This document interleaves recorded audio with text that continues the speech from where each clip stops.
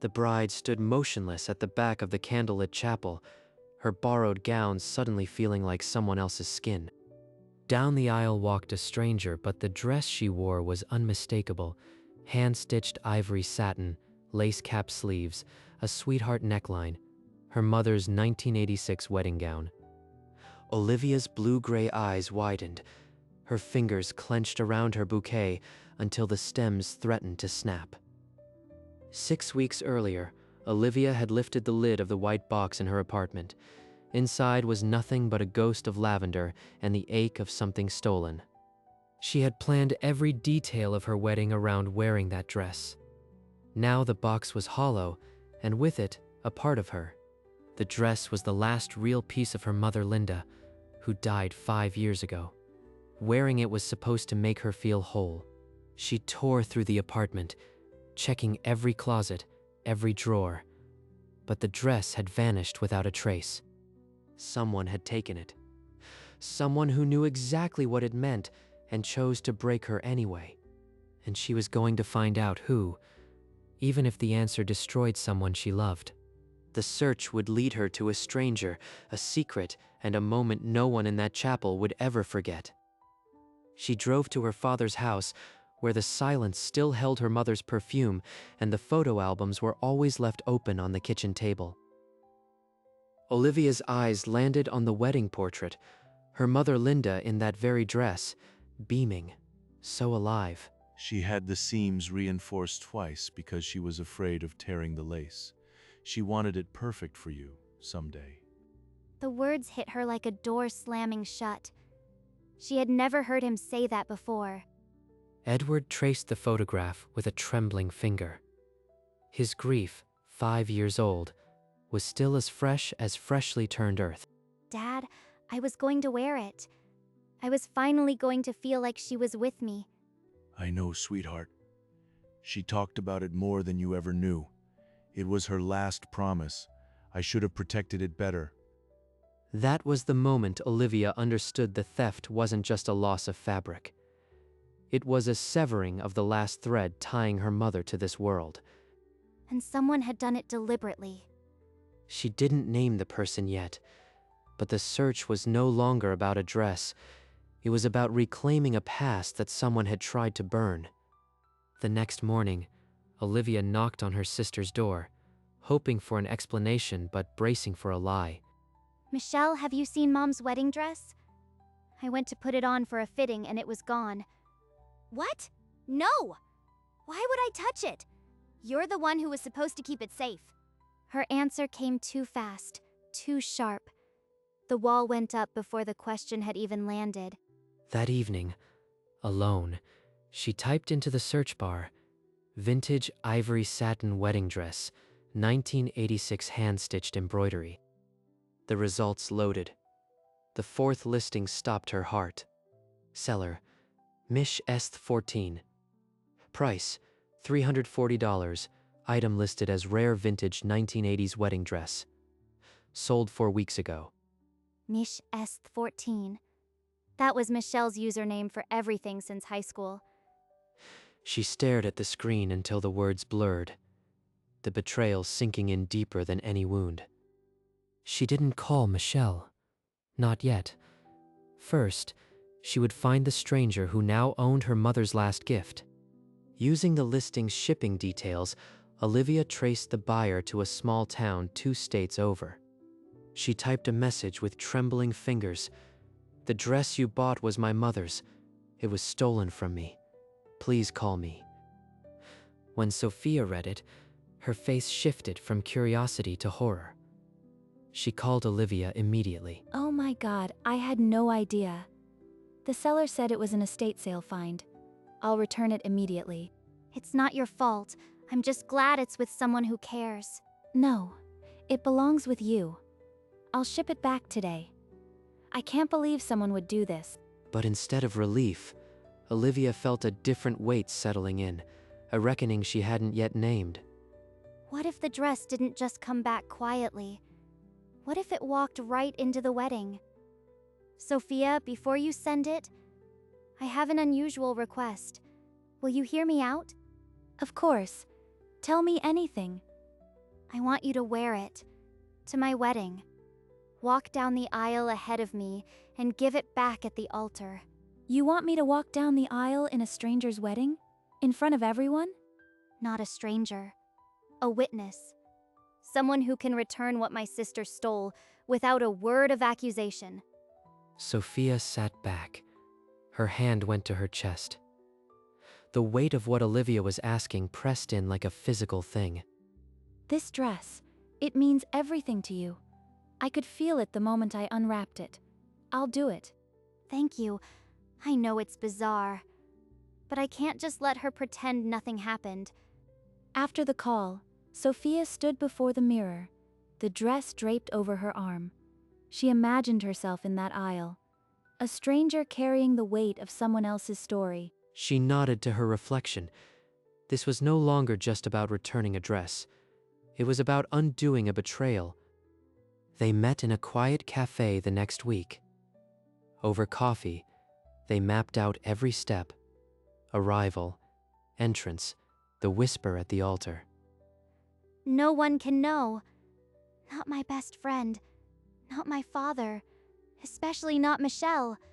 Can you live with that secret? At the bridal shop, Emily handed her a borrowed gown. It was beautiful, but it wasn't the one. You need something to walk in. Your mom's dress. I still can't believe it's gone. Olivia met her own eyes in the mirror. You don't know the half of it. Someone is bringing it back. Before the ceremony. I can't say more. Bringing it back? Olivia? Who has it? Are you okay? Olivia turned away, feigning an issue with the hem. The less Emily knew, the safer she was. You're not telling me everything, but I trust you. Just promise me it's not dangerous.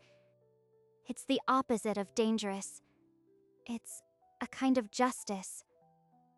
Emily studied her face, then nodded. But the worry didn't leave her eyes. That night, Olivia stood alone in the borrowed dress, rehearsing the moment the real one would appear. The next weekend, at the venue, Michelle arranged white roses with the ease of a bridesmaid who had done nothing wrong. These roses are beautiful, but honestly, Olivia, I always thought you'd pick something more elaborate. Mom would have... She brought up Mom like a weapon, and she didn't even flinch. Now, girls, let's focus on what makes Olivia happy. This is a special time. Of course, Dad. I just want her to have the perfect day, even if it means wearing a substitute dress. I'll handle the dress situation. You focus on the flowers. Michelle's smile flickered. For a moment, something raw showed beneath the surface, then vanished. Let her poke. Soon enough, she'll be the one bleeding from a truth she can't take back. Sweetheart, I know Michelle can be difficult. She's just not as strong as you. Olivia gripped the phone. I know, Dad, but strong isn't enough this time. The line went quiet, and the secret lodged deeper into her chest. 3 days before the wedding, a large white box arrived at Olivia's doorstep, a handwritten note tucked beneath the ribbon. This dress belongs to you. I'm just the one who gets to return it. Sophia. Inside, the ivory satin lay folded like a sleeping memory. Olivia brushed her fingers over the lace-cap sleeves. It still smelled faintly of lavender. Mom's perfume. Or maybe just hope. She held her mother's wedding photograph next to the gown and let the tears fall without shame. She would wear it. Not Olivia. Sophia would wear it. And that would be the loudest truth she could speak. She tried it on, the train whispering against the floor. In the mirror, her mother's silhouette stared back. I'm giving you back your voice, Mom, even if it's through a stranger. After, she folded the dress with care, hid it in the garment bag, and called Sophia for a final check-in. I'll arrive at the chapel an hour early. I'll change in the bride's room. You won't see me until the music starts. Trust the plan. The day before the rehearsal, Olivia cleared her mother's old room, needing to feel close one last time. In the back of a drawer, beneath old scarves, her fingers found a torn piece of notebook paper. She recognized Michelle's handwriting immediately. Mom always said Olivia was the special one. The dress was the last proof. I couldn't let her wear it. Not even for a day. Not greed. Not convenience. It was jealousy, festering for years. She read the words again, then a third time. The betrayal suddenly had a face she recognized. Grief for her mother mixed with grief for the sister she had lost long before the dress. The plan couldn't just return a dress now. It had to expose the wound she never knew existed. She pressed the note into her pocket, a piece of evidence that would never need to be spoken aloud. The wedding would still be a reckoning, but now it was also a mercy. The rehearsal unfolded under the chapel's candlelit hush, everyone playing their parts like a dress rehearsal for the real storm. You look nervous for a walk you've practiced your whole life. I'm not nervous about my steps, Michelle. Michelle's eyes narrowed, but before she could probe, Emily called Olivia to the altar for the fake ring exchange. You're doing great, but your hands are freezing. Tomorrow, just follow my lead. No questions. After the rehearsal, Olivia slipped away to the chapel side entrance, where a figure in a dark coat was already waiting. The bride's room will be empty until 2 p.m. You'll have an hour. I'll be ready. When the doors open, I'll walk. And then it's yours. Olivia nodded, the weight of the secret now a shared burden. Tomorrow, the truth would walk right down the aisle. On the morning of the wedding, Olivia stood before the full-length mirror in the bride's room. The borrowed gown was elegant, but it felt like a costume for a play she hadn't written. You look beautiful, but your pulse is racing. I can see it in your neck. She has no idea the show hasn't even started yet. The real performance is about to begin. Meanwhile, at the chapel's side entrance, a cab pulled up. Sophia stepped out, the garment bag clutched to her chest like a relic. She slipped inside, unseen, and found the small room they'd agreed on.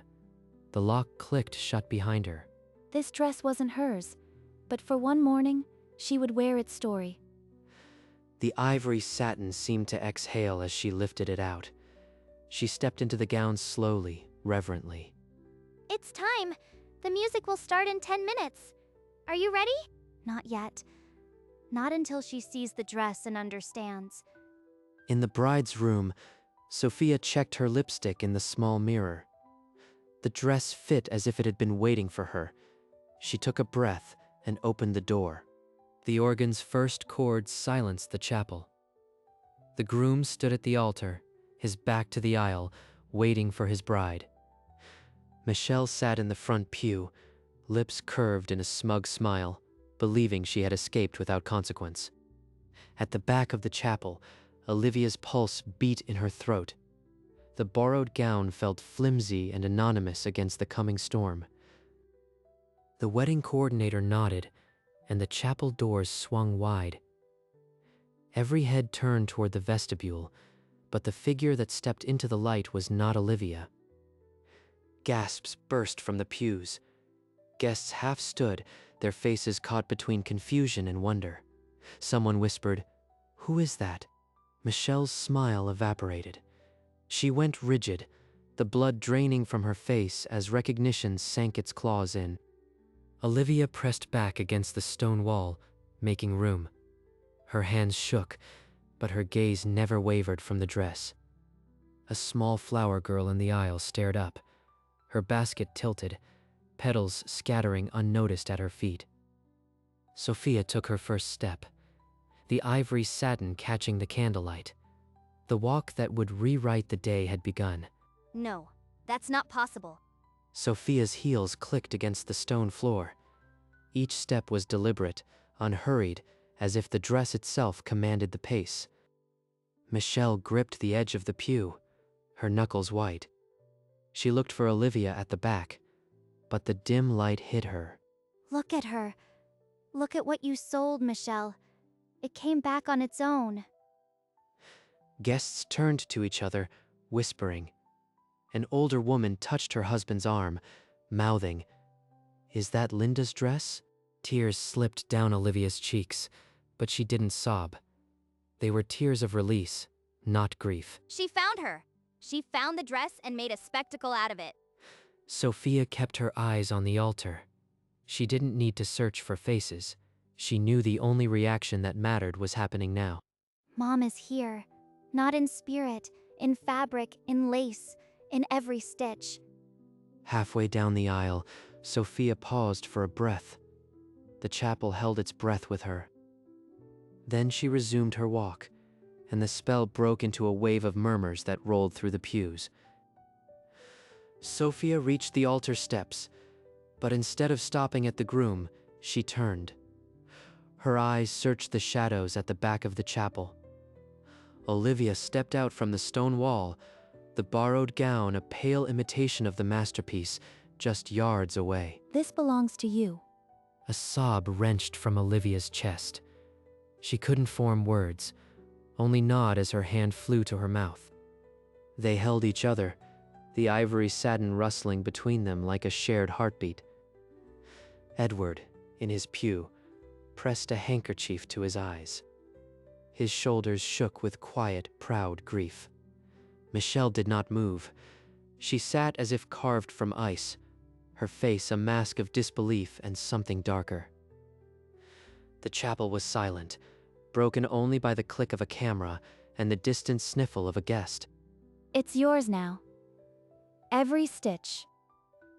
Olivia nodded, unable to speak, and the weight of the moment settled over the room like a final truth.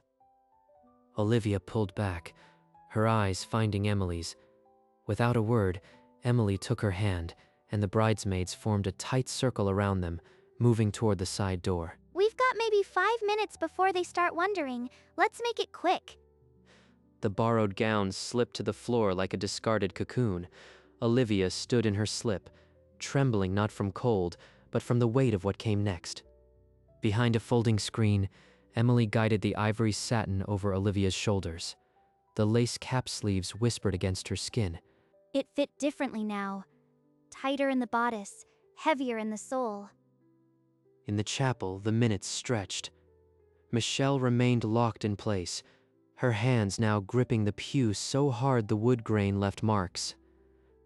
The flower girl had stopped scattering petals and was now staring back toward the altar, as if waiting for a grown-up to explain the unexplainable. Emily zipped the dress and stepped back.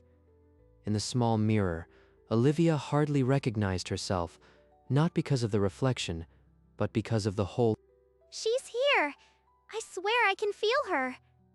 Olivia nodded, picked up her bouquet, and faced the door. Let's finish this wedding. The side door opened, and the first notes of the bridal march swelled as if relieved. Olivia stepped into the aisle, her mother's dress blazing under the chandeliers. A collective gasp rose not of confusion now, but of reverence. The dress had found its intended bride. At the altar, the groom turned. His shoulders shook once before he steadied himself, reaching out a hand that trembled. Edward rose from his pew, his handkerchief forgotten. He didn't try to hide his tears. They were for Linda and for his daughter finally whole.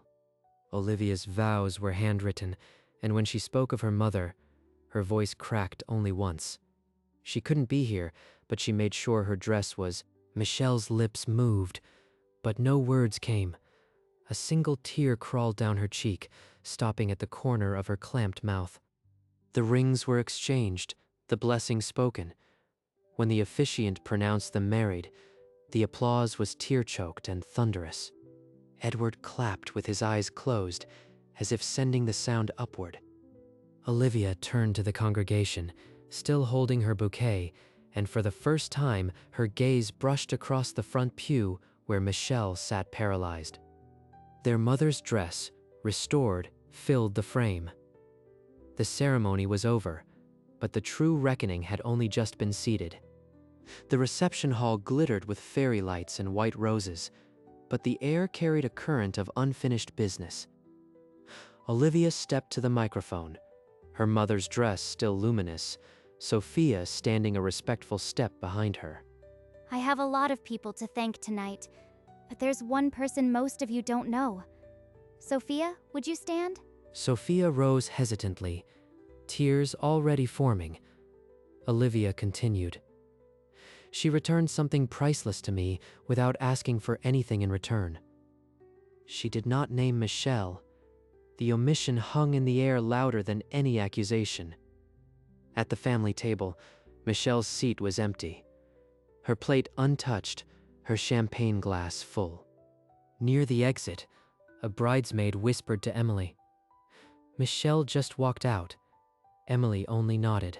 Edward's eyes followed the door. He understood immediately, but he stayed seated, steepling his fingers. Olivia found Sophia later, alone by the garden path. You didn't just bring back a dress, she said. You gave me back the truth. The truth was already yours.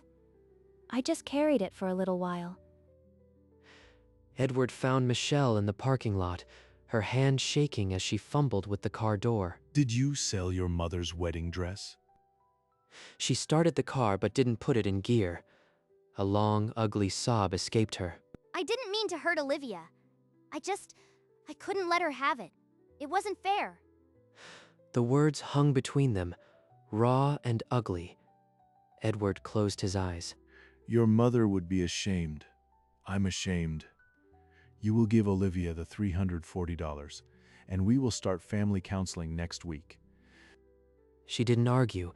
She reached into her purse and pressed a crumpled envelope into his hand. Inside were the bills, still banded. He tucked them into his pocket beside a counselor's card he'd picked up that morning. He didn't tell her it would fix anything. He just said, "Be there Tuesday at 6, and then he walked away. The morning after the wedding, Olivia and Sophia sat on the garden bench where the reception had hummed. The string lights were off, but sunlight now draped the ironwork. I've never been part of something like that. I'll remember every step. I couldn't have faced her without you. You carried my mother's story on your shoulders and handed it back with grace. Sophia glanced at her hands, as if she still felt the phantom weight of the ivory satin. She blinked back tears. Olivia placed a small velvet box into Sophia's palm. Inside was a pearl bracelet, a quiet twin to the pendant she never removed. I can't take this. You've already given me so much. You carried something much heavier. This is just a thank you for bearing it. They stood and held each other, not as co-conspirators, but as two women who had reshaped a family story with a single dress. When they parted, Sophia touched the bracelet against her heart, nodded once, and walked toward her car without looking back. She didn't need to. Olivia sat alone, a warm breeze lifting the hem of her mother's dress where it hung in an open doorway nearby. The air smelled of roses and new beginnings. Back in her apartment, Olivia lifted the dress from its garment bag. The journey was over. She spread the ivory satin across her bed, tracing the lace cap sleeves one final time. Beside it, she placed the wedding photograph, Linda in 1986, wearing this very dress. Then she opened the preservation box, a white container with a window, bought weeks ago. She wrote a note on thick paper, Mom's dress, worn June 14th, 2026, returned by a stranger, restored by love. She tucked the note inside with a sprig of lavender from her bridal bouquet. Folding the dress with care, she laid it in the box like a treasure finally coming to rest. Through the window, the lace caught the light, and she felt her mother's presence in the quiet. She closed the lid, fastened the clasp, and rested her palm on the surface, sealing a promise. That promise was not to forget, but to forgive, not Michelle, but herself. The dress was home. Weeks after the wedding, a plain envelope arrived. Olivia recognized the handwriting immediately, a cramped slant she hadn't seen since childhood. I've been going to counseling with Dad. I'm not asking you to forgive me yet. I just wanted you to know I'm trying.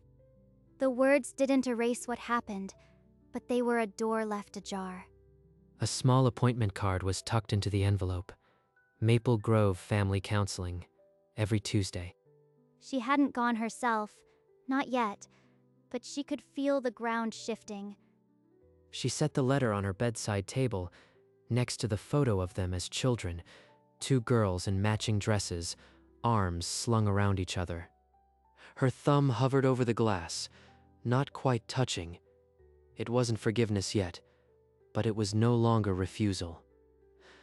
The dress was home. The sister was a long way off, but the door was open, and that was more than she'd had before.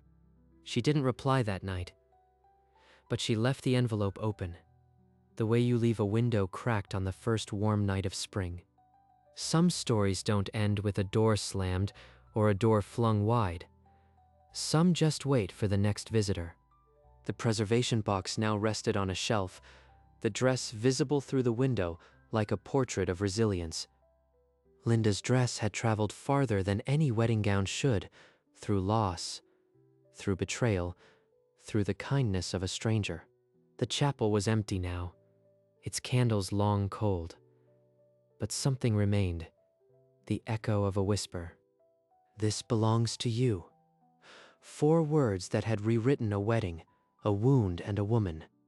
In memory, Olivia's hand still rested on the lace sleeve, Sophia's fingers just beneath, holding the dress between them. 2 women, 40 miles and a lifetime apart, bound by a dress and a secret that became a salvation. The dress was home. Not in the box, not in the past, but in the truth it forced Olivia to face. Some losses make you blind. This one had given her sight. And some strangers don't stay strangers. They become the hands that help you carry what you thought you'd lost forever. The dress was hers again, but more than that, she was hers. And the story, at last, was true.